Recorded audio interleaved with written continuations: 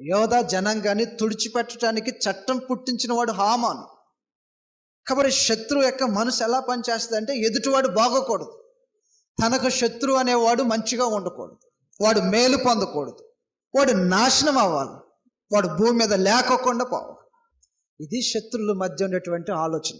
మనకెవరైనా ఉన్నారా అలాంటి శత్రువులు? మీ ఇంట్లో అత్తగారు ఒకటే పని చెప్తుంది, ఆమె సంగతి కొద్ది చూడాలా. ఇలా శత్రువులు ఫీల్ అయ్యే వాళ్ళు ఉంటారు కొంతమంది. శత్రువులు ఎవరు ఉన్నారా? మన ఇంట్లో ఉన్నారా? కొంతమందికి ఉంటారు కదా. పక్కింటింట్లో ఉన్నారా? అటుపక్క ఇటుపక్క ఇంట్లో ఎవరైనా ఉన్నారా? ఒకవేళ ఉన్నారే అనుకో, వాళ్ళు ఎదురుపడినప్పుడు ఎలా పని చేస్తుంది మీ మనసు?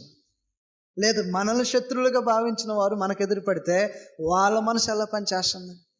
చిరాబుర చూస్తుంటారు కదండి. కళ్ళ ముందు కనబడితే చేమలు పాకులు అన్నట్టుగా, వాళ్ళ ముఖమే చూడటానికి ఇష్టం లేనట్టుగా, వారితో మాట్లాడటానికి ఇష్టం లేనట్టుగా, వారిని ఏదో ఒక రూపంలో కోడి మీదనో కుక్క మీదనో ఏదో ఒక దాని మీద పెట్టి తిట్టేసేంత వరకు కూడా మనసు శాంతి పడదు. అలాగుంటుంది కదా శత్రువుని చూసినప్పుడు. గ్రంథంలో చెప్తున్నాడు సంగతి. ఇశ్రాయేలు జనాంగంలో పరమ తండ్రి ఏం చేశాడంటే, శత్రువు అయినా ప్రేమించు. నేటికి క్రైస్తవులైనటువంటి జనాంగానికి ఎంతవరకు తెలుసో తెలియదు, ఎంతవరకు అది సాధ్యమవుతుందో లేదో కానీ, ధర్మశాస్త్రం అనే చట్టాన్ని అనుగ్రహించిన నాడే పరమ తండ్రి ఏం తెలియచేసాడంటే, ఒకవేళ నీ శత్రువుగా భావించబడేవాడే ఉండొచ్చు, ప్రేమించు.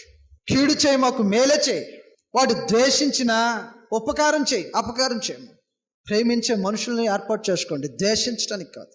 శత్రువులుగా భావించే మనుషులు మనకు ఉండకూడదు జీవితంలో.